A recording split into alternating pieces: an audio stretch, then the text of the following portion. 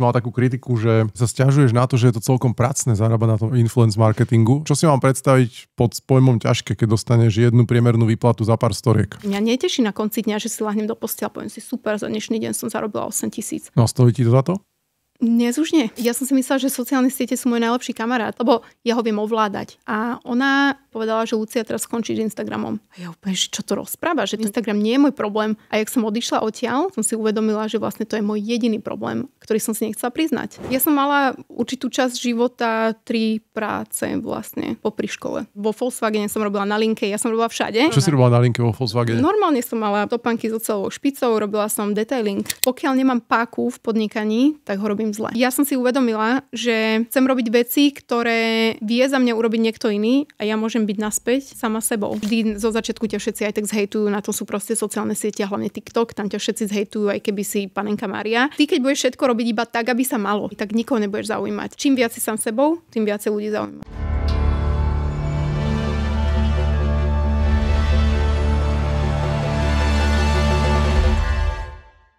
Mojím dnešným hosťom je influencerka, ktorá sa stala známou vďaka účinkovaniu v reality show Farma. Ale takýchto ľudí, ktorí účinkovali v reality show je veľa a to nie je dôvod, prečo som ťa sem zavolal. Ten dôvod je ten, že vlastne dnes máš firmu so obratom 580 000 a so ziskom 170 000 za rok. A toto ma zaujíma, že ako sa dá zarobiť na influencerstve týmto spôsobom a či je to možnosť, ako si môžu ľudia zarobiť sami. Čau, Lucia. Ahoj, ďakujem, zaujímavé intro. Už dlho som nespomínala túto moju farmárskú kariéru, ale je to môj krásny štart, takže patrí to ku mne. Ja som si všimol, že veľa influencerov na Slovensku v podstate na začiatku začínalo v nejakej reality show a potom z tej reality show získali akoby nejakú silnú značku, ktorá pritiahla followerov a tam sa zrazu rozišlo, že nejaká časť tých influencerov na tom začala zarábať a nejaká v podstate postupne utlmila tú aktivitu. Dobre to vnímam? Myslím si, že úplne, tak to je taký štarterský model pre nás všetkých a minimálne to bol kedysi, lebo kedysi sociálne siete neboli tak veľké ako teraz a nevedel si sa stať virálnym, pokiaľ si nebol kdesi v telke. A ja tým, že som bola vo Farme 8 rokov dozadu, Instagram vtedy bol v plienkach a najväčší profil možno na Slovensku mala vtedy asi Táňa Žideková, že mala 10 000 followerov a to bolo pre nás všetkých, že wow, že ona má 10 000 followerov. Takže ja keď som išla do Farmy, ja som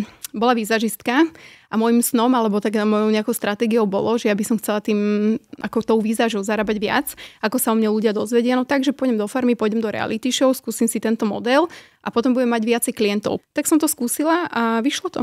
My sa stretli prvýkrát pred týždňom, keď si vlastne hľadala respondentov na svoju dizertačnú prácu, správne hovorím? Áno. Dizertačná práca odovzdaná? Odovzdaná, včera som ju odovzdávala po pripomienkach, veľmi obsiahlých pripomienkach, ale už som s ňou že veľmi spokojná a dozvedela som sa dosť zaujímavých vecí. Čiže vlastne ty, keď dokončíš školu, tak budeš čo, magistra? PhD. Ale vravíš, že si začínala ako kozmetička, čiže čo bola vlastne tvoja stredná škola? Moja stredná škola bol nemecký Gimpel. Tam som mala ekonómiu, vynikajúceho profesora, ktorého zbožňujem dodnes, veľmi dobre na neho spomínam. A myslím si, že aj vďaka nemu som sa tak zamilovala do ekonómie. A išlo mi to samo, učilo sa mi to samo. A zaprisahala som sa, že nikdy už na školu žiadnu nepôjdem, ale tým, že môj otec mal niekoľko titulov, tak som si povedala, že musím. Chcem, aby bol na mňa ako keby pyšný, tak som potom išla na školu. Keď si ma oslovila, že čujem respondentu do tej tvojej dizertačnej práce, tak ja som si pozrel, že Finstat a pozerám, že tak toto chcem vidieť, že kto to je a kto to robí. Lebo si hovorím, že 580 000 obratu a 170 000 zisku a vlastne aj rok predtým bol celkom dobrý, ale rastieš. Tak si hovorím, že OK, chcem vedieť, ako influencer dokáže urobiť tieto čísla, lebo občas si pozriem influencerov a teda vidím, že robia spolupráce, ale nemajú, akoby aspoň na Finstate nevidím tie čísla, ktoré by hovorili o nejakom obrovskom obrate, že áno, poteší aj 100 000 eur, ale jednoducho urobiť 500 000 obrat a 200 000 zisk. Že jak to robíš? Ja si myslím, že je to určite aj mnou, tým, že mám nejaké osobné zručnosti a som dobrý predajca a hlavne ma to baví. Ale zároveň, že mám ten prístup, že pozerám na tú firmu. Ja nepozerám na to, že teraz zarobím toľkoto peňazí. Ja pozerám sa na ten návratnosť investície toho partnera, pretože ja chcem s ním pracovať ďalej. Takže mi záleží na tom, aby som mala dobrý výkon. Dobre, poďme na to inak. Že koľko stojí storka na takomto profile? Že pýtaš si, že za storku, za video, za výrobu, za vypublikovanie, za to, že to dáš vysponzorovať? Ja nedávam obsah sponzorovať, všetko je organicky na mojom profile. Keď chcú sponzorovať firmy, tak je to skôr, že používajú to dlhšie, alebo to nejakým spôsobom whitelistujú, takže to si ako keby my naceňujeme zvlášť. Ale áno, ja mám urobené také balíčky, ktoré sú v sade stories, potom sa dá stories, reels alebo post a potom môžu byť aj nejaké súťaže alebo takéto veci, takže mám to rozbalíčkované a záleží na tom, aká je to firma, či sme dlhodobí klienti, či máme, ja neviem, dlhodobý ročný kontrakt, dajme tomu, hej, že záleží naozaj na veľa faktoroch. Čísla. Čísla. Som sa pýtal. No, takto. Ja som vlastne v tomto roku urobila dosť také zásadné rozhodnutie, že som chcela skončiť, aj som skončila s influencingom v takej podobe, akej som ho robila, pretože ono je to, že pokiaľ robíte influencera, tak stále ste vy tá hlavná postava. Vy ste ten zdroj toho príjmu. Takže keď spím, alebo som na dovolenke, nezarábam peniaze. A tento model ma začal vyčerpávať, tak som si povedala, že chcem sa sústrediť viac na iný druh podnikania a potrebujem čas, tým pádom musím okresať svoje spolupráce na minimum. A tým, ako som ich okresala, tak som v podstate aj zdvihla svoje ceny, tým, že keď niekto chce so mnou spoluprácu a stojí mu za to, tak mi zaplatí. A je to od 1500 eur do 2,5. To je za storky? Za storky je tá najnižšia suma a potom, keď už vlastne pridávaš ďalšie veci. Ale dobre, keď vyrábaš povedzme nejaké video, tak to je už drahšie? Alebo vlastne... Určite, keď je to Reels napríklad. Ono je to dneska už trošku náročnejšie, že tie vyrábať nejaké video môže znamenať aj pre stories, pokiaľ ti na tom záleží. Že niekedy ten partner chce čisto hovorené stories, takže nemusíš nič strihať alebo nič robiť, že zaujíma ho, ako ideš predať ten produkt slovne. Ale niektoré spolupráce sú také, že naozaj musíš to urobiť tak vizuálne krajšie a zaplatia si len stories a tebe na tom záleží, tak postriháš aj video. Ale storky sú teda najlacnejšie a potom každé to video, ktoré pridám do feedu, tak je drahšie a drahšie. Koľko bolo najviac? Neviem úplne povedať, môžem povedať pre firmu v daný mesiac, pretože som tam robila veľa sérií stories a robila som to naozaj skoro každý druhý až tretí deň, keď expandovali na trh. Milujem spomínať na tieto časy a zarobila som na tej danej firme asi 11 000 za ten mesiac. Ty si mala takto, že ja sa snažím si vyhľadať maximum informácií o hosťoch. A u teba som si všimol, že si mal takú kritiku, že sa sťažuješ na to, že je to celkom pracné zarábať na tom influence marketingu. Na to by akože niekto povedal, že tak vyskúšaj ísť do bane na 2 mesiace ako banník. Ach bože. Čo si mám predstaviť pod pojmom ťažké, keď dostaneš jednu priemernú výplatu za pár storiek? Ono to nie je o tom, koľko dostanem peňazí za tú prácu, ale aká je náročná. Keď budem v bani a zarobím za ňu málo peňazí, tá robota je ťažká, áno. Ale čo to mení na fakte, že keď robím, dajme tomu, spoluprácu a od rána komunikujem s klientami, nie som síce v bani a fyzicky ma to nezodere, ale kreativita a rozmýšľanie tiež pripravuje človeka o energiu. Keď hrajú šachisti šach, tiež to spaluje kalórie kvôli tomu, že ako keby rozmýšľajú, musia viacej rozmýšľať. Áno, iní ľudia to možno odrobia fyzicky, ale prísť na ten celý nápad je podľa mňa o dosť náročnejšie, lebo to je ten kľúč. A za mňa, keďže ja som nebola nikdy len influencerka, mala som e-shopy, mala som aj tie kaviarne, mala som vždycky ako keby niečo stále nad rámec, čo som robila, tak bolo to pre mňa náročné. Ale bola to moja chyba, že je to pre mňa náročné, lebo ja som nevedela decentralizovať to, čo robím, na nikoho iného. Ja som nemala žiadnu páku. A toto bol môj najväčší problém. Preto to bolo náročné. Lebo ja som od rána do večera riešila na internete. To nie je len to, predám produkt. Ty musíš konverzovať s ľuďmi. Lebo predaj je konverzia. Ty musíš s tými ľuďmi stále rozprávať o tom produkte, tak ich v podstate aj presvedčíš o kúpe a oni ti dôverujú. A ja im nemôžem neodpísať. Takže ja tým, že to berem príliš vážne, preto je to pre mňa náročné, lebo mi to bere kopec času.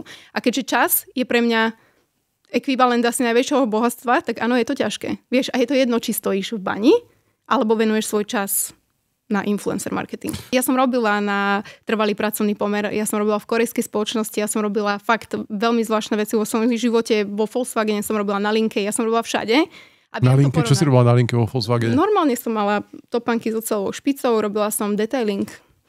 A neviem, či si chcete kúpiť Audi Q7, lebo som tam nejaké veci lepila sekundovým lepidlom, ale iba aby to nerezonovalo, ale tie autá sú fakt dobré. Takže robila som takéto s doťahovačkou som robila, takže... Ale toto mi vysvetlí, že? Čo? Čiže absolvovala si Gimpel, urobila si magistru, urobila si PhD, išla si na farmu, robila si za linkou vo Volkswagene. Robila si v kaviarni. Robila som 2,5 Máš dvojročné dieťa. Áno. A máš firmu, ktorá zarába dnes 500,000 obratu a 200,000 zisku. To je prvých 30 rokov tvojho života, hej? Ešte si vynechal pár vecí, ale v podstate... Čo som vynechal? 2,5 roka som robila v korejskej spoločnosti na TPP, obchodnú špecialistku, asistentku riaditeľa potom. Som mala 19 rokov. To fakt som sa strašne veľa naučila. A potom vlastne ja som robila od 15 do 22 ešte popri tom v bare. Robila som tu výzažistku. Hej, takže ešte toto. Ja som mala určitú časť života 3 práce vlastne popri škole. A ešte si mi spomínala nejaké betonovanie? Čo si betonovala? Áno, ale to boli veci, to už ako ja, keď potrebujem niečo robiť. Ja rada robím fyzicky, lebo mne vtedy nad ničím nerozmýšľam. Takže to je pre mňa forma pohybu. A napríklad, aj keď som robila v tej korejskej spoločnosti, tak si pamätám taký moment, že mne ten Korejec povedal, že dá 500 € človekovi, čo príde položiť podlahu a namontuje celý nábytok z IKEA. Hovorím, jasné, že dobre, ja niekoho zoženiem. Sama som to robila. Zavolala som si kamoša na tú podlahu, lebo to bolo náročnejšie, ale ja som robila bodové svetla. Ja doteraz neviem, že jak som to urobila, ale to boli také, že nie úplne že do stropu, ale do toho nábytku. A podarilo sa mi to. Ja mám rada takéto veci, takže hej.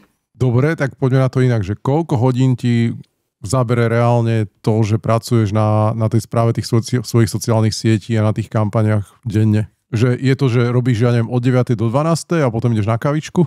Nie, toto je úplne iný druh práce, je to veľmi flexibilné, pretože ty v podstate máš a nemáš čas. Ráno vstaneš, pozrieš sa za počiatočné správy, popri tom ako raňajkuješ, odpovedaš na správy. Čiže nie v posteli, ale až popri raňajkách, hej? Ako to kto má, ja sa snažím vyvarovať tomu, aby som si chytila telefón hneď ako vstanem, lebo ma to stresuje, takže vždy si poviem, že aspoň to ráno si chcem nechať sama, ale to už je moje prebudené ja. Roky to bolo tak, že som sa ráno zobudila, išla okamžite na Instagram, okamžite riešila veci, spätne reagovala vlastne na nejaké správy, ktoré mi boli písané, pozerala som si štatistiky do toho. Napíše mi manažérka, teraz už ju mám, keď som ju nemala, som to musela robiť sama. Klient ti napíše aj o 11., o 12., o 2:30 ráno. Podnikatelia proste nemajú od do, hej. Takže ja som musela odpisovať či už tým podnikateľom, tým spoluprácam alebo manažérke, čo máme urobiť. Pozriem sa do kalendára, vidím tam, že tam mám 3 spolupráce. Prečítam si briefingy, naplánujem si, čo ako idem robiť, idem si umyť vlasy, idem sa namalovať, vyvenčím sa, idem pracovať. Takže ja som sa vždy snažila mať tú kreatívnu časť mojej práce v obedných hodinách, kedy mám na to hlavu. Snažím sa urobiť si všetky spolupráce. Jedna spolupráca mi trvá možno 3-4 hodiny, pokiaľ sa bavíme o tom, že musím natočiť, ja neviem, nejaký post alebo reels. Niekedy je 5. Čo sa týka stories, možno 2 hodinky. Keď ešte náhodou sa vyjadruje ten klient, niekedy sa vyjadruje klient aj 2 dní, takže ti to príde naspäť a ideš to znova robiť. Niekedy ti to dá pretočiť úplne celé a niekedy ti to dá pretočiť celé 3-krát. OK, ale že vyrobiť, že 3 videá za deň, že nebolo ti niekedy z toho až tak, že zle, že pre Boha dneska musím ešte robiť ďalšie 3? Bolo. Veľakrát. Ono je to, že ty máš nejakú kreatívnu energiu cez ten deň, ktorá ti vyprší. A ono sa to môže zdať, že to aniž nevydrží, ja vydržím veľa, ale ja nechcem. Ja si chcem šetriť svoju kreatívnu energiu aj na svoj vlastný život a na svoje vlastné vnímanie, lebo koho to bude akože zaujímať na smrteľnej posteli, koľko videí som vypostovala. Takže určite bolo a na základe toho som sa v podstate rozhodla, že ja chcem žiť viac ako keby ten vlastný život a obnoviť si moje prežívanie, pretože ja som 8 rokov bola zavesená na sociálnej sieti a strihala som svoj život pre niekoho iného. Treba nad tým rozmýšľať komplexnejšie, že ty tomu obetuješ vlastný život a či ti to za to stojí. No stojí ti to za to? Dnes už nie. Nestojí mi to za tie peniaze. Čo to znamená? Ja som čítala cez leto jednu knihu, kde som došla asi na najlepšiu radu, ktorú som asi vtedy potrebovala počuť. A je to to, že pokiaľ nemám páku v podnikaní, tak ho robím zle. A tá páka znamená, že ty musíš mať vždy nejaké páky, buď kapitálovú, že do niečoho investuješ a zarába to za teba, alebo ľudia zarábajú za teba, alebo nejaké technológie zarábajú za teba. Ale pokiaľ si tou pákou ty sám, tak to nerobíš dobre. Takže ja som si uvedomila, že chcem robiť veci, ktoré vie za mňa urobiť niekto iný a ja môžem byť naspäť sama sebou. Tou ženou, s ktorou som začínala. Vlastne tá žena, ktorá vymyslela všetko, čo mi dneska zarába peniaze. Lenže ja, keď som zahltená dennými miliónmi povinnosťami, čo všetko musím urobiť, aká musím byť na Instagrame, ja strácam kreativitu a vlastne strácam to rozmýšľanie o tom, že čo chcem ďalej robiť. Ja vlastne nič mi nenapadá, nič ma neteší. Mňa neteší na konci dňa, že si lahnem do postela a poviem si, super, za dnešný deň som zarobila 8 000. Myslíš, že si reálne, že prišla reálne o svoj život? Normálne takto presne, jak to povieš. Prišla som o 8 rokov svojho života na úkor dosť veľa peňazí, ktoré som si zarobila, na základe čoho môžem ďalej podnikať. Ale akože neľutujem to, ale som rada, že som na to prišla doskoro. Máš dvojročné dieťa, či vlastne prišla si na to v kontexte s tým dieťačom, že vlastne že to dieťa leží v kočiku a teraz ty rýchlo ešte musíš vypostavovať storky a spolupráce, alebo že súvisí to s tým materstvom? Podľa mňa to súvisí s materstvom už len skrz to, že sa mi pridal v úvodzovkách jeden hypertask do môjho života a tým je moje dieťa, ktoré nevedelo, pokiaľ som sa chcela o ňu starať tak, jak som sa chcela, že som proste kojila rok aj 2 mesiace alebo 3, ono bolo proste s mamou a to sa nedá vyčleniť. Ja som nepoužívala žiadne iné mlieko, lebo mi to prišlo, že to nechcem robiť a zrazu ja som zabúdala na seba. Ja som stihla obriadiť dieťa, biznis, ale kde som bola ja? Kde bola nie ani, že idem si zacvičiť a na nechty, aby som bola krásna, to je super, ale kde som ja ako človek. Takže v tomto bode som vlastne sa úplne na seba vykašľala, lebo som musela urobiť všetko a hlavne to, že používam slovo musela. Ja už chcem používať slovo chcela. Vieš. A tým, keď žiješ veľmi dlhú dobu so slovom musím, tak sa vytvorí odpor. A ten sa mi vytvoril.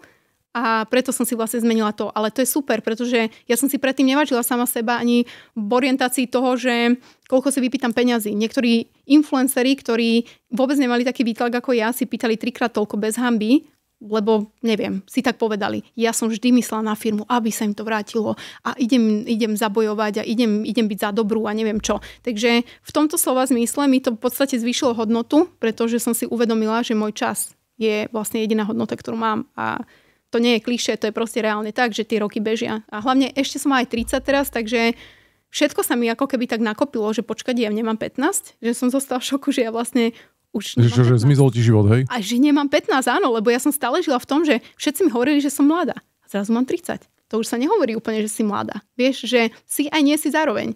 Povedz mi ešte raz, že ty si vlastne že získala odpor k tomu, čo robíš. Že čo to znamená? Že si mal nejaký mental breakdown? Že si 2 týždne nevedela natočiť video? 2 mesiace som nevedela. Ja som vlastne v to obdobie, kedy som povedala, že nebudem točiť videa, som si urobila možno 1-2 spolupráce mesačne z objemu, kedy som to mala denne.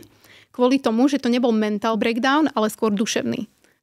Ja som zrazu potrebovala sa spojiť naspäť so sebou. Neviem to úplne presne vysvetliť, ale ja som potrebovala chodiť do prírody, potrebovala som pozrieť, jak tečie voda. Normálne, jak na psychiatrii, som potrebovala proste sa zameriať na veci, s ktorými odkiaľ som, že som proste, ja som zem vlastne, hej, že spojiť sa naspäť s tým, odkiaľ pochádzam, že ten môj organický pôvod a všetko z toho krásneho povrchného sveta ísť naspäť do seba. Koľko hodín denne si mal otvorený Instagram, keď si začínal? Teda predtým, ako sa ti táto zmena stala? Celý deň, v podstate 7 hodín, 8 určite. A okrem toho, keď nie 7-8 hodín Instagram, tak WhatsApp a mail. Alebo strihacia aplikácia. Takže ja som v podstate bola na sieti alebo na telefóne asi celý čas, len keď som spala, keď som lyžovala, alebo cvičila aj vtedy som bola na telefóne. Takže v podstate stále. Čo vlastne ľudia videli viac z tvojho života ako ty. A to tak je u všetkých influencerov. Len si to neuvedomujú. V podstate si žila reality show. V podstate áno. Každý už žije, pretože povedz mi, čo je to za moment, keď si pozrieš nejaké krásne video o páriku, ako sa zasnúbili a niekto, ako oni si reálne dali, že idú si to natočiť, alebo idú natočiť, ako sú šťastní. Vieš si predstaviť, že ty si šťastný, ideš sa akože ľúbiť a zrazu, OK, idem pre telefón. Že nedáva mi to zmysel, že sú to krásne zábery zo života, ale zároveň ja všetko, a na to som si extrémne dávala pozor celý môj život, aby všetky veci z môjho života, na ktorých mi reálne záležalo, či to bol ohňostroj počas Silvestra alebo čokoľvek, nech si to ukladám do svojej hlavy.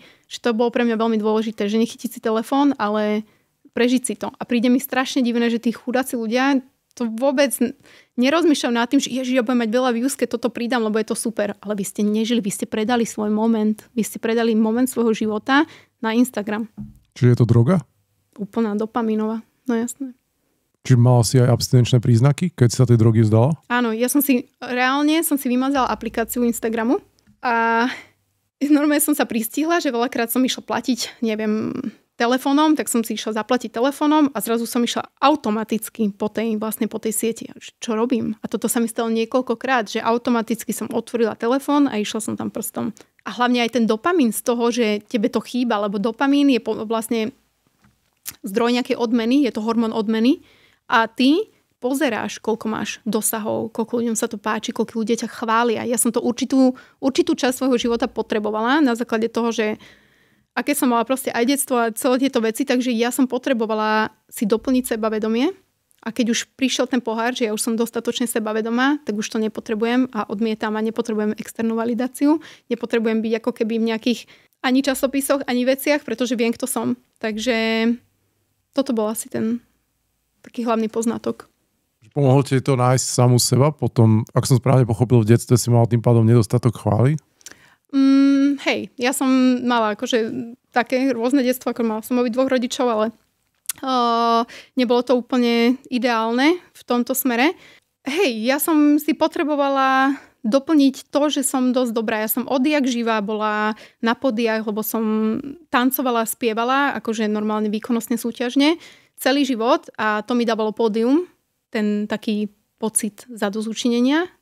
A keď už som to nemala, tak mi to chýbalo, pretože ja som nenachádzala pochopenie ani v ľuďoch. Ja neviem, či som úplne nemala šťastie aj na kamarátov, alebo možno som bola tak nedostatočne sebavedomá, že som príliš lípla na tých ľuďoch, ktorí mi nedávali to, čo ja očakávam. Že ja od nich očakávam, aby mi dali aj moju mamu, aj môjho otca. Hej? A to ti nedokáže dať žiadny človek. Takže bola aj moja chyba, že ja som ako keby príliš veľa od nich očakávala. A celkovo som bola taký vlk samotár v tomto, že som bola skôr tak uzavretá sama do seba a Instagram mi to celé dal späť. Dal mi späť vlastne moju seba dôveru a pochopiť to som od neznámych ľudí. Pozeráš sa, jak moja psychologička na mňa. Tam sa chcel dostať, že máš aj terapeutku? Jasné, 5 rokov. Že ja ad jedna som užívala antidepresíva 2-krát. To som mala psychiatričku, lebo to je rozdielne. Psychológ sa s tebou rozpráva, psychiatr ti predpíše lieky. To je veľakrát taká vec, že ľudia si to mýlia, že idú k psychiatrovi a myslia si, že teraz budú mať session a budú sa rozprávať 50 minút vôbec. Takže ja skrz, že som mala tie úzkosti a paniku od 15 alebo 16, som si toto musela preliečiť. Keď som si to preliečila, som vlastne prestala vtedy piť, fajčiť, začala som cvičiť a tak ďalej, že to bol taký nový rok môjho narodenia, 2023 tuším.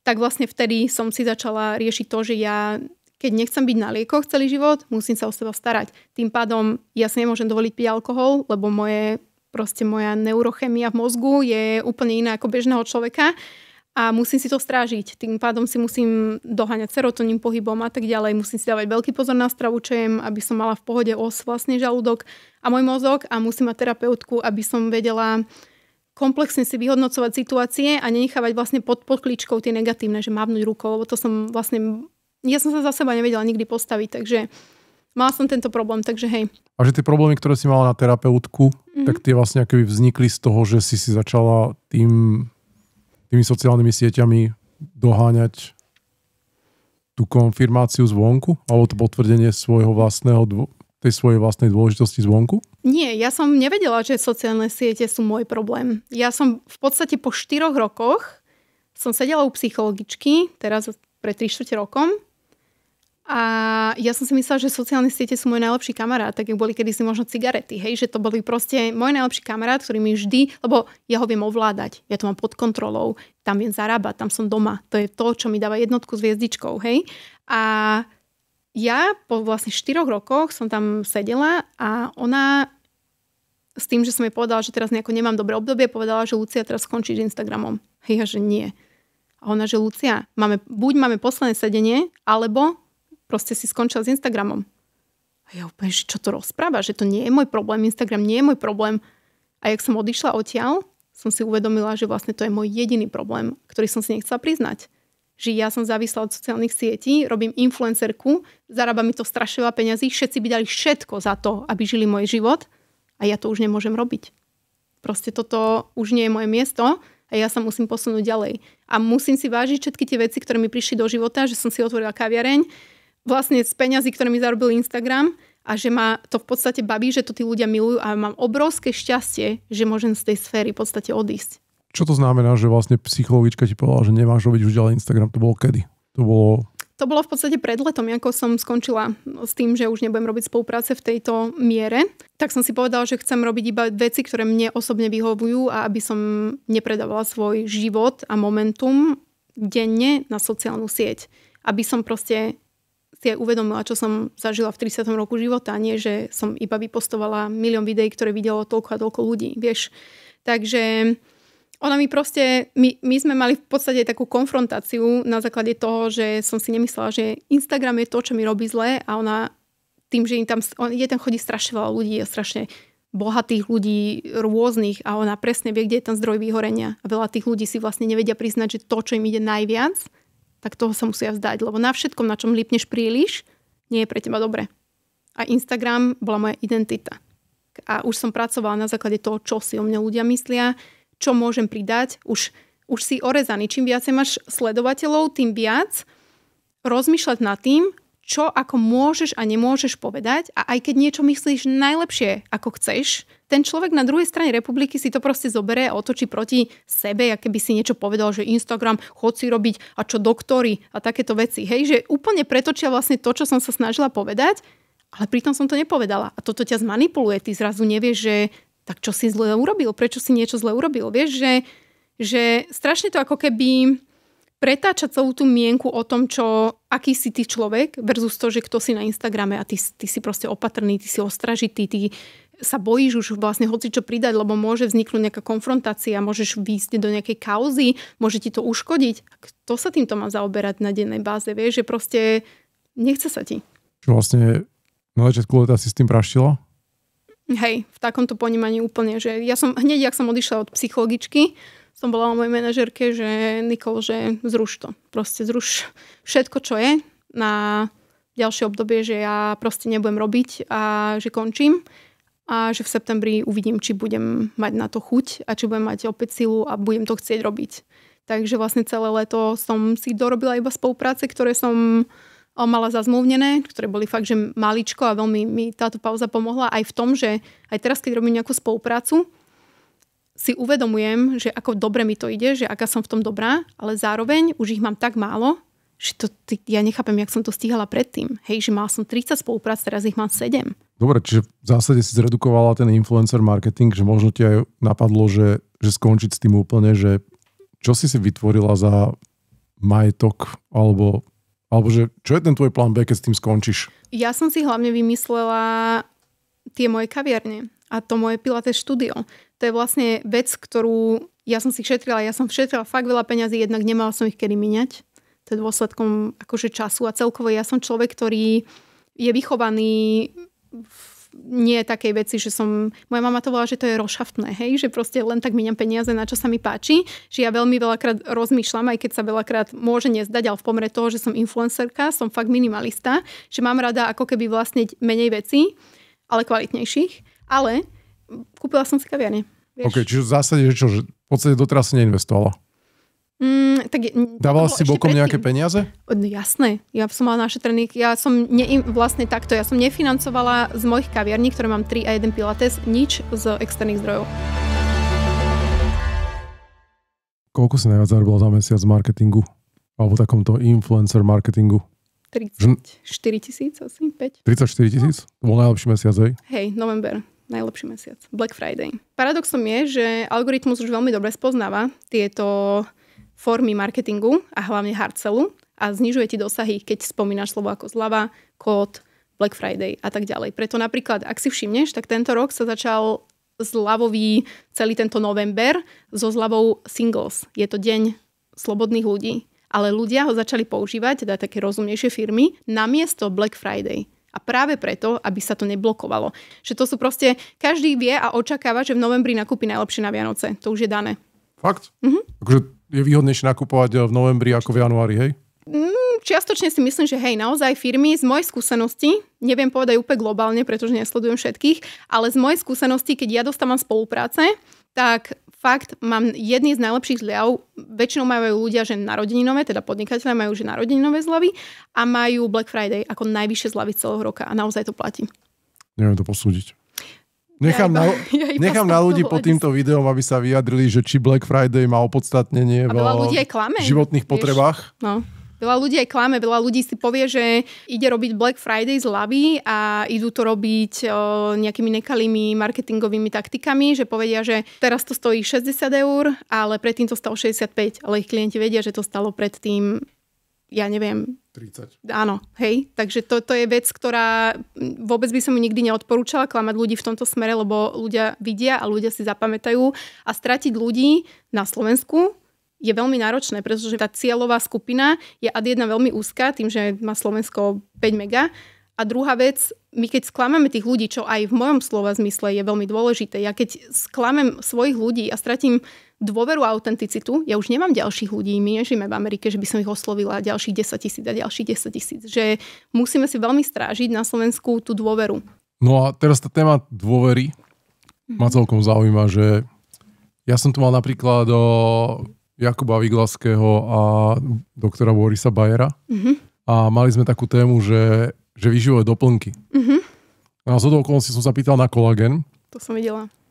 A z okolností, keď som sa včera večer pripravoval na tento podcast, tak som zistil, že ty si predával aj kolagén v roku 2022. Že čo si myslíš o tom, že, a teraz ja nehovorím, že ty, ale o tom, čo si robila ty, ale že myslíš si, že influenceri by mali mať aj zodpovednosť za to, že keď niečo predávajú a prisudzujú tomu nejaké vlastnosti?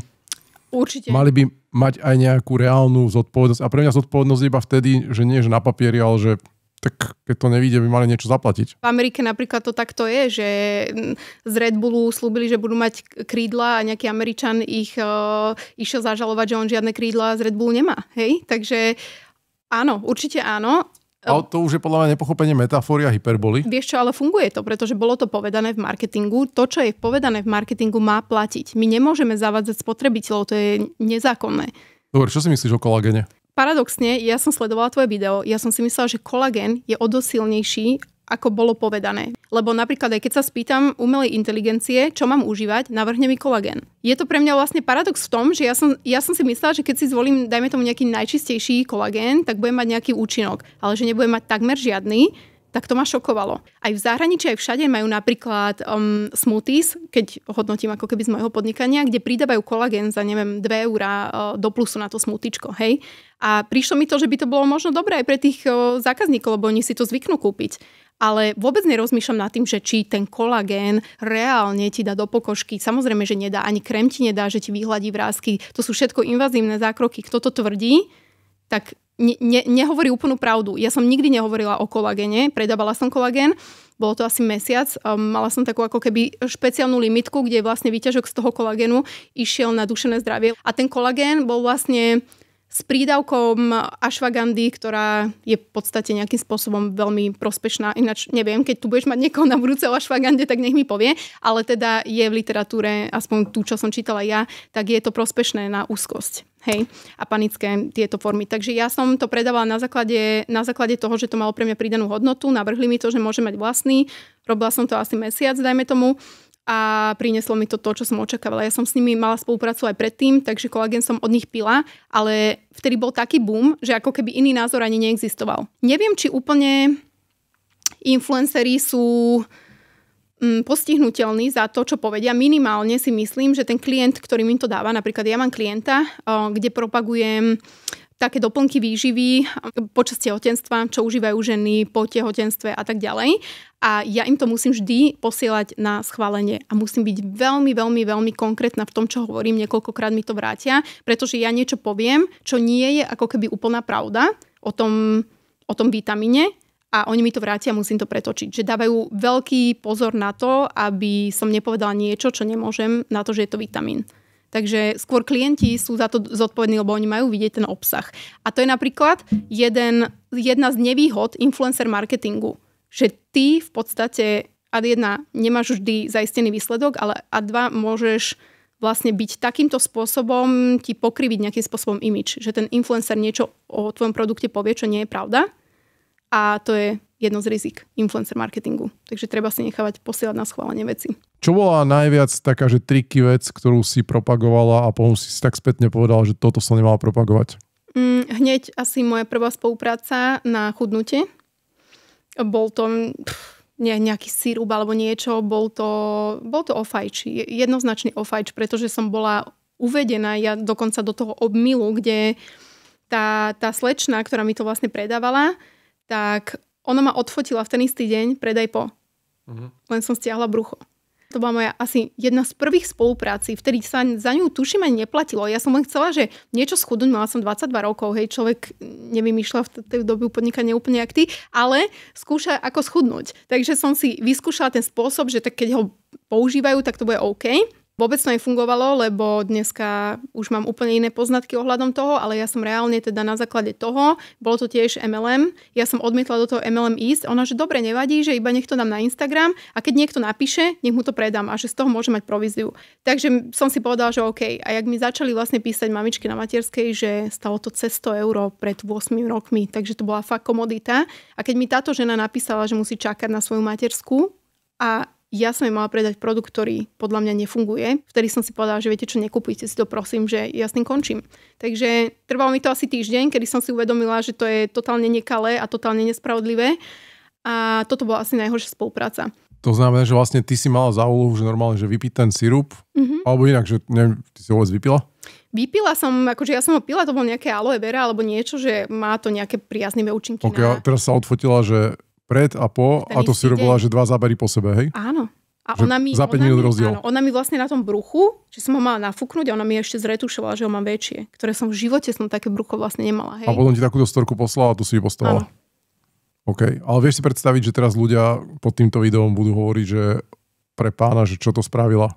Určite, tak ja nesem za to plnú zodpovednosť a je to úplne moja chyba. Už som to niekoľkokrát priznala a uvedomila som si na základe tej skúsenosti, že už toto nikdy nechcem urobiť. Myslím si, že keby som si to neuvedomila a tajím to a nie som transparentná, tak je to v mojom prípade o dosť horšie. Ja si myslím, že je dosť dôležité priznať si chybu, lebo som len človek a influencer je vždy len človek, ktorý má empatiu, ktorý aj keď je hejtovaný, tak to bolí, že nás vždycky to zaujíma, vždycky za to v podstate nejakým slova zmyslom asi aj trpíme, ale trápi nás to. Ja si myslím, že je dôležité priznať si chybu a tým, že sa budem tváriť, že som dokonalá, tak nič nezmením, takže... Ty si mi aj hovorila, že sú influenceri, ktorí majú veľký výtlak, ale nedokážu na tom zarobiť toľko, čo ty. Čiže ty zarábaš, že by som povedal, že ty patríš medzi top 100 zarábajúcich influencerov na Slovensku? Kľudne top 5 by som povedala. Top 5, ok. Kto sú tí 4? Ja to hodnotím na základe toho, čo vidím, na základe objemov reklamy, ktoré vidím, na základe cenníkov, ktoré cca viem, že majú a na základe vlastne recenzií alebo referencií od klientov, že majú výtlak. A to je určite Filip Jovanovič, Jovinečko, Jana Hrbová, ona je OG, veľmi dlho je tu, veľmi dobrá predajkyňa, by som povedala takto. Určite je to Táňa Žideková. Tá je podľa mňa jedna z najlepších influenceriek vôbec. Ona je fakt jak stroj. Akože aj Bianka Rumanová je fajn, ale stále sa bavíme o tom influencer marketingu, lebo je potom viacej influencerov, ktorí zarábajú peniaze na Instagrame, ale nie prostredníctvom influencer marketingu. Majú vlastné aplikácie, majú vlastné značky, na základe čoho to používajú ako komunikačný kanál. Dobrá, Zuzana Plačková, tá nie je v tom top 5? Ja si myslím, že ona nie je v top 5 zarábajúcich ľudí z influencer marketingu. Čiže zarába na čom? Na svojich produktoch. V podstate je to tiež influencer marketing, keď predávaš vlastný produkt. Čiastočne. Vlastne využívaš hodnotu svojej osobnej značky. Kanál v podstate, ale ja to tam neradím. Vieš, že to akurát si svoj vlastný zákazník, hej? Tak, že nemáš externého zákazníka. Ale ty si neplatíš, takže ako zarábaš. Vieš? Tak ale robí pekný obrat podľa Finstatu, 2,2 milióna. Určite, ale ona má fakt veľmi veľa prevádzok, je vo veľmi veľa firmách, má veľa tých produktov, ona má to portfólio fakt široké, že ona v podstate promuje len tie svoje vlastné produkty, hej? Takže ja napríklad propagujem jednu firmu a ona napríklad v tej firme má vlastný doplnok. Ja som si otvoril taký web, že Favicon a pozrel som si 100 najväčších influencerov podľa dosahov a potom som išiel do obchodného teda do Finstatu a na tom Finstate som sa snažil dohľadať si k tým ľuďom postupne obrat. K nejakým som našiel firmy, k nejakým nie. Ale čo ma prekvapilo je, že muži majú, aj keď majú väčší dosah, majú menšie obraty ako influencerky ženy s menším dosahom. Áno. Čím to je? Lebo sú to muži. Na Slovensku... Že nemajú hodnotu? Nemáme hodnotu? No vieš, ináč ty si paradoxne človek, vieš, ale teba si vážia. To je trochu iný smer. Na Slovensku si vybudovať to, aby muž bol pozitívne hodnotený na sociálnej sieti ako influencer alebo ako nejaká verejná známa osoba je veľmi náročné. Pretože na Slovensku, pokiaľ sa niekto snaží a je to muž, o to byť influencer je to cringe. Veľakrát. Skeče sú jedny z najlepších vecí, ktoré môže muž robiť na to, aby sa stal na tej platforme úspešný a zároveň vedel zarábať peniaze na influencer marketingu. Pretože vie v podstate svojským a vtipným spôsobom prezentovať produkty. Čiže keď to pomenujem, tak vlastne ženy to majú jednoduchšie v tom, že ich cieľovka sú ženy, ktorým vlastne ukazujú oblečenie, kozmetiku a potom vlastne tie beauty produkty. Zatiaľ, čo my muži, jednoducho by sme asi vyzerali cringe, keby sme ukazovali oblečenie a kozmetiku pre mužov. Milan, ty si mi povedal v mojom rozhovore dizertačnej práce, že máš 25 rovnakých tričiek. Takže ty nie si úplne cieľovka. Rozumieš, vy muži, proste moji muži... Chcem vysvetliť, že prečo vlastne, akože som tu stále v tom istom tričku, lebo toto je jedno z mojich 25 rovnakých tričiek. Presne tak, že vy muži nemáte... Vám mužom sedí jedno tričko, kúpite si 4 farby. Alebo aj jednu tú istú a v 25 kusoch. Ženy, oni chcú byť každý deň v niečom inom, majú obľúbené kúsky, chcú vyzerať takto, chcú vyzerať hentak. My, ženy, sme v podstate rodené na to, aby sme sa o seba starali, staré sa zaoberáme o tom, aký lak si dáme na nechty a tak ďalej, kde si tuto v kútiku duše nám to stále ako keby beží, hej? Ale vy muži to tak nemáte. Preto nie je toľko firiem, ktoré dokáže zarobiť na tom influencer marketingu, lebo nedokáže ti ako mužovi predať niečo, o čo ty stojíš. Chápem, či vlastne to je ten dôvod, prečo tí influenceri muži to majú ťažké, lebo nemôžu predávať takéto, nazvem to, že špecifické produkty, ktoré sú skôr segment ženy. Áno, a ešte myslím si, že jednoduchšie, oni nedokážu byť výkonnostní influenceri. To znamená, že nedokážu mi priniesť predaje na môj produkt. To znamená... Ako by priamo prepojené, presne tak. Máme toľkoto firiem, ktoré ponúkajú vlastne to, aby si zarobil na influencer marketingu, dajú ti nejakú ponuku. U mužov je to toľkoto. Lebo jednak tie produkty nie sú pre tých mužov a jednak tie produkty neprinesú výsledky. Ja nehovorím, že úplne... Možno skúsim to vysvetliť, lebo ja rozumiem, čo chceš povedať. Že chceš povedať, že oni pri robia brandové spolupráce, áno, vieš. To je presne, iba ukážete sa, ja neviem, s Kofolou, ukážete sa s Kevkou, ukážete sa s týmto, že to sú veci, ktoré tam stoja, že OK, toto je brandová reklama, je to product placement, pije to aj Jovinečko, kúpte si to. Ale nemerajú oni, koľko Kofol si niekto kúpil na základe Filipa Jovanoviča. Rozumieš ma, čo ty myslím? Ale nás ako ženy merajú. Máme rôzne kódy, ktorými sa vlastne identifikujeme, koľko predajov sme urobili. My robíme výkonnostný marketing, oni robia v podstate viac menej v 90% iba brandové spolupráce. A to je vlastne tým pádom ten dôvod, prečo si muži nevedia nájsť akoby dostatočne dobrý príjem z takéhoto influencer marketingu v pomere voči veľkosti svojej cieľovky. Hej? Určite, aby sa tým živili, áno. Musia robiť iné veci, napríklad Oski Baramik má Hero robí kontroverzný obsah. Jovinečko robí videá, ktoré sú v podstate virálne a ktoré sú vtipné, robí vtipný obsah. Nemáme ako keby influencera, ktorý je presne na to, že kúpte si chalani tento krém, pričom chlapi by mali používať krém. Bolo by to fajn, keby používajú krém. A vieš, čo je paradox? Že ja, keď poviem môjmu ženskému publiku, ktorom mám asi 97%, kúpte svojmu mužovi tento krém, tak oni ho kúpia. Dobre, ale ty hovoríš, že tvoje kampane sú výkonnostné smerom na ženu. Áno. Ale väčšinou influencerky sa spájajú s tým, že postujú pekné videá a pekné fotky, čo vlastne priťahuje mužov, ktorých preto followujú, lebo chcú vidieť jednoducho videá a fotografie atraktívnych žien. To znamená, ako ty dosiahneš to, že máš dobre výkonnostné kampane smerom na ženy? To je ten kľúč. Ja sa k ním správam, ako keby tam boli výlučne ženy. Tým pádom tým mužom je trochu trápne, že sa pozerajú na nejaký beauty obsah. Ja by som ho vedela urobiť pre mužov, keby som chcela, ale nechcem. Na čo by mi to bolo? Ale čo to znamená, že koľko percent máš ženského publika? Môžem si to pozrieť? Ukáž. Tak mám viacej mužov. Čaute. 18 niečo, ale dosť, akože 80 aj viac percent. 81% máš ženy. Áno. Čiže žena, ktorá dobre vyzerá, dáva nás na web svoje videá a fotografie, tak pritiahne 81% žien. Toto bol, dámy a páni, kompliment hodný len Milana Dubca v týchto číselných, áno, že vlastne si mi povedal, že som pekná žena, ďakujem veľmi pekne a áno. Číselné komplimenty sú najviac, čo viem dávať. Čiže keď si to zmeníš na 90 dní, tak... Keď som bola tehotná, pozor na to, keď som bola tehotná, som mala o dosť menej mužov. Ti to narastlo po tehotenstve? Mi to narastlo počas toho, ako už nie som tehotná, ako už mám vlastne dieťa, tak možno už na to zabudli, že som bola tehotná, neviem prečo, ale teda mala som tam 90% žien a viac. Ja akože, keď náhodou na mňa vybehne video, kde sa žena líči, tak akože to preskočím asi takže v 4 milisekundách. Presne tak. Lebo ja nechcem vidieť, ako to vyzerá pred a po. To je to najlepšie. Vidíš to, ale áno. Je to tak, no. Myslím si, že všetci vieme, aké obsahy tvoria ženy, a ich niekoľko poznám, ktoré majú mužské publikum vo väčšej miere. Že rozumiem, že sú influencerky, ktoré zbierajú v podstate mužské publikum, aby ich potom stiahli na OnlyFans. Výborne. Dobre, že aby sme normálne, že si to povedali. Áno. Ale teda, že sú ženy, ktoré zbierajú mužské publikum a nemajú OnlyFans. A kde oni dokážu monetizovať to publikum, keď si ho nevyhrania špeciálne na tie ženy. Lebo ak som pochopil, tak ten tvoj počet followerov nie je extrémne veľký, lebo sú aj väčší influenceri. A aj tak dokážeš robiť podľa mňa radikálne väčší obrad a zisk ako oni. Tu využijem asi zdroj z môjho výskumu. A výskum mi ukázal, že spotrebitelia zo spotrebiteľského pohľadu najviac inklinujú k stredným influencerom. Ja som stredný influencer, stredne veľký influencer. Neinklinujú k celebritám a k mega veľkým profilom, pretože miera tej autenticity je menšia a taktiež aj miera tej dôvery, ktorú voči nemu ako keby majú, hej. Takže to je možno dôvod, prečo ja dokážem ako keby zarobiť viacej peňazí ako ľudia, ktorí majú viacej sledovateľov odo mňa. A teraz vlastne z toho, čo si mi aj ty povedala, ty máš vyhranenú cieľovú skupinu, že žena, ktorá vlastne oslovuje ženy. A zase dokážeš tým pádom identifikovať, že čo tie ženy akoby hľadajú u teba a tým pádom znova ich dokážeš oslovovať produktami zameraných na ne, hej.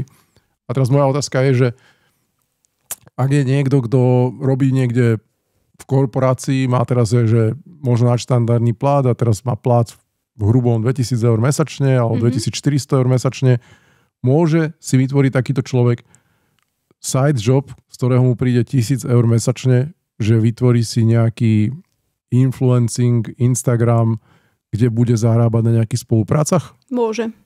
Ale ako na to? Normálne, daj mi teraz, že 7 krokov, ako zarobiť 2000 eur mesačne prostredníctvom influencing marketingu. V prvom rade to je ako podnikanie. Musíš mať osobnostný predpoklad, byť buď podnikateľom, alebo byť možno zaujímavou osobou, alebo verejne známou osobou, alebo influencerom. Musíš mať nejaké osobnostné predpoklady, prečo by ťa tí ľudia radi sledovali. Nemusíš byť dokonca ani nejaký obrovský extrovert, nemusíš mať ani v podstate dar reči, čo sa týka videoformátu, môže to byť písaná formát. Dneska už je to naozaj veľmi všeobecné. Lenže musíš sa tým influencerom stať od nuly. To znamená, že nejako ťa ľudia musia začať vnímať, nejako ťa musia začať poznať. Buď začneš tvoriť konzistentne obsah na sociálnej sieti, ktorý sa vymýka nejakým normám. Prečo by ťa ľudia mali sledovať? Veľakrát na Slovensku je to, že si ľudia pozrú niečo, čo je cringe, má tam veľmi veľa videí o videní. Potom je to človek, ktorý ohovára druhých ľudí, to je na Slovensku veľmi populárne. V podstate veľmi veľa ľudí sa snaží presadiť sa tým, že robia napríklad takéto, jak by som to povedala, satíru. Ani nie, že satíru, ale možno, že reagujú na kauzy a idú moralizovať. To je najobľúbenejšie, pretože vtedy sú oni za fešákov a ten človek, ktorý je verejne prepieraný, to je moderné alebo populárne na ňo nadávať. Čiže poprvé, že musí sa rozhodnúť, či na to máš predpoklady. Áno. Po druhé, vybrať si tú oblasť, ktorá si nejaké pomenovali. Áno, alebo tá reality show, to je tiež ako jeden z kľúčov, ako sa dostať k väčšiemu počtu publika, ale ty už musíš vedieť, že máš niečo, čo vieš tým ľuďom ako keby dať, že prečo by si ich zaujímal. Takže vždy nejdeš úplne z nuly, teba musí ten Instagram nejakým spôsobom baviť. Čiže vlastne predtým, keď sa prihlásiš do reality show, ktorú si myslíš, že ťa vybustuje hore, tak musíš mať už niečo, čo ti, kde vieš vytvárať ten content pol roka, rok. Áno. Už dávaš nejakú hodnotu, hej? A teraz tá hodnota by mala byť nejaké oblasti, ktoré rozumieš? Ktorej rozumieš, ktorá ťa baví, v ktorej si vieš byť autentický. Ľudí nebaví neautentický človek, robot, dokonalý, pretože oni hľadajú na tej sociálnej sieti niekoho, ku komu inklinujú, komu rozumejú, ktorým sa im páči, alebo zároveň aj nepáči. Ja už som tu minule hovoril o Codyho tatko, ten robí vlastne opravuje auta na Instagrame. Také tie staré. Potom ja ešte som párkrát zmieňoval taký influencer, ktorý robí, že fotí železo na stavbách predtým, než ho zaleješ betónom. Dobre. Ten má 25 000 followerov. Okay. A vlastne, čo ja tým chcem povedať, že to neznamená, že poďte teraz robiť všetci niečo, čo fungovalo, že poďte urobiť, ja neviem, tento hodnotiaci content, alebo sa fotiť v pekných pozách. Naozaj každý máme nejakú schopnosť a vlastnosť, alebo máme nejaké hobby, alebo nejaký job, ktorému rozumieme. Môžeme v podstate toto spracovať, vyrábať z toho content, ktorý môže byť úspešný pre nejakú cieľovku a tým pádom môže byť veľmi špecifický influencer pre konkrétnu cieľovku, ktorá môže zase zaujímať nejakého zákazníka. Môže byť a hlavne nebyť dokonalý v tom slova zmysle, že byť najviac sám sebou a vôbec sa nezaoberať tým, že čo povedia ľudia, byť pripravení na tom, že vždy zo začiatku ťa všetci aj tak zhejtujú, na to sú proste sociálne siete, hlavne TikTok, tam ťa všetci zhejtujú, aj keby si panenka Mária, ale ty, keď budeš všetko robiť iba tak, aby sa malo, ten obsah máš nádherný, máš ho krásne vlastne rozsekaný, vizuálne dokonalý, tak nikoho nebudeš zaujímať. Čím viac si sám sebou, tým viacej ľudí zaujímaš. OK, čiže rozhodni sa, či na to máš. Áno. A pozbudzujeme, má na to každý. Má na to naozaj každý. Len sa treba rozhodnúť to robiť pravidelne. Zvol ten segment dosť dobre, aby si vedel časom nájsť klientov, ktorí chcú osloviť daný segment? Ja by som skôr poupravila, rob to, čo ťa baví a ten segment si vieš potom ako keby prispôsobiť k tým klientom. Lebo dôležité je na začiatku získať tú pozornosť a nebudeš získať pozornosť v niečom, v čom nie si ako keby dobrý. Musíš v tom byť dobrý a musíš sa v tom cítiť ako doma, vieš. Jasne, Potom si to vieš pretočiť. Potom tých ľudí vieš, keď už ich máš, ty ich vieš nasmerovať na to, že a ja používam aj krém, okrem toho, že som účtovníčka. Vieš, čo ty myslím? Chápem. Čiže nájdi si potom ten segment, kde to vieš monetizovať. Nečakaj, že budeš monetizovať asi s prvými 1000 userami, že? Určite nie. Koľko musíš nazbierať? Minimálne 10 000. To je, kedy je firma ochotná platiť mikroinfluencerov a hlavne, keď ten obsah má aj nejaký reach, keď má ako keby zliadnutia. Paradoxne, vieš mať menej sledovateľov a viete vybuchnúť napríklad nejaký dobrý reels s dobrým dosahom, hej? A takto, keď ich máš niekoľko a niekoľko, tak dokonca, keď vidia, že ty máš veľmi dobré zliadnutia na reelse, tak ani nezáleží, koľko máš sledovateľov, lebo vedia, že ten obsah robíš dobre. A keď už chytíš ten trend, rob tie videá, ktoré ti chytia trend, nevymýšľaj ďalšie. Je to zbytočné. Čiže vlastne, keď robíš nejaké dobré video, ktoré ti vybuchne, tak vlastne rob to video do nekonečna v rôznych variáciách? Nie do nekonečna, ale dokým ľudí baví. OK. Čiže dosiahni 10 000 followerov, to sme si povedali 4, ale s tým, že asi bacha, veľký warning, že nekupuj si ich. Nie, to v žiadnom prípade. Ako keď si človek kúpi, poznám veľa ľudí, čo si kúpili sledovateľov, ale v podstate to nemá význam. Nemá to význam. Minieš si peniaze, pre tých ľudí nie si zaujímavá, lebo k tým sledovateľom si musíš kúpiť views, tým sledovateľom si musíš kúpiť lajky, pretože firmy sledujú interakcie. Čo potrebuješ mať reálne svoje publikum, že radšej si ho vypipla, nech to trvá 2-3 roky, ale že nech to tam je odmakané a nech je to tvoje publikum, ktoré s tebou interakuje. Čo je, Peťka? Ja by som tam dala tú konzistentnosť, pretože treba si uvedomiť, že influencer práca nie je práca, ktorá trvá od do. Je to vec, ktorá ti aj zarába, aj nezarába. Pretože ty počas toho dňa máš určité hodiny, ktoré sú golden, kedy zarábaš, ale ostatný časť dňa nemôžeš odložiť telefón. Musíš robiť konzistentne a budovať si svoju komunitu. Dávať jej inšpirácie denne, vlastne oni si ťa už nejako predstavujú a ty musíš ako keby spĺňať do určitej miery ich vlastne predstavy. Ja sledujem takého podnikateľa Gary Vee. Poznáš? Nie. A on hovorí akoby o budovaní tých sociálnych sietí, že jednoducho máš byť konzistentný. To je akože prvá vec a že nemáš sa báť dávať denne 2-3 videá, lebo vlastne on hovorí, že je to zadarmo a ty nevieš, ktoré sa chytí. Toto je pravda, pokiaľ buduješ zo začiatku svoj kanál. Pretože presne, ty nevieš, ktoré sa chytí. A keď vieš, ktoré sa chytilo, rob také isté. Hej? Že také isté s iným obsahom. Vymeň obsah. On má 11 miliónov followerov a robí to stále. Ale on je Američan. Väčší trh. No jasné, tak to majú úplne tam. Ja zo 177 000 v Amerike by som bola, že tam má hospodyňa nejaká, čo upratuje dom Chrisovi Brownovi, podľa mňa toľko, čo mám ja. Vieš, že tam už je o dosť väčší trh a viac ľudí, ktorých dokážeš osloviť. A hlavne treba vnímať aj to, že ten človek je presýtený tým video obsahom. Keď už máš tých sledovateľov a sú na niečo zvyknutí, treba im ten ako keby pattern opakovať, hej? Takže u mňa, keď sú zvyknutí na 2-3 posty týždenne, tak im dávam 2-3 posty týždenne. Keby som im to dávala denne, napríklad Tania Žideková to dáva takmer denne, je to za ňu v poriadku, ale za mňa by to bolo príliš. Takže ja pridávam svoje videá tak, aby mali hodnotu a nezapadli práchom na tom mojom profile. Takže aby každé jedno malo nejaký impact. Dobre, budeme mať aj boda 6 a 7? To sa odvíja od situácie. Ja si myslím, že treba to nechať asi aj na to, že či sa v tom ten človek naozaj cítia, či to chce robiť. To je proste niekoho je to cesta, niekoho nie. a podľa toho, čo je ochotný tomu obetovať a keď je schopný tomu obetovať fakt v podstate, poviem tak, že celý život, lebo ty si na tej sieti zavesený, tak ti to môže určité roky vyhovovať a je to pre teba. Kedy bude mať Lucia Almaxus tak nastavený biznis, že bude musieť robiť sociálne médiá na to, aby sa uživila? Veľmi zaujímavá otázka, ktorá nie je úplne v mojej moci, čo je v jednej hladine strašne krásne, lebo to nemôže byť v mojej moci, pokiaľ chcem, aby som to mala decentralizované. Intenzívne na tom pracujem a ja veľmi dúfam a veľmi verím, že už to bude budúci rok. Ja som si povedala, že chcem ísť 30-ke do dôchodku, ja som to myslela vážne, takže dúfam, že má Boh so mnou také plány, ktoré tomu budú nasvedčovať, aby som vlastne nemusela byť hlavným šašom v tomto príbehu. To je jediné, o čo mi ide, aby som mohla žiť svoj život. Držím ti palce, aby ti to vyšlo a ďakujem, že si prišla do Money Talk. Ďakujem. Tieto podcasty Money Talk pripravujem spolu so svojím tímom a je pre nás veľmi dôležité mať od vás spätnú väzbu.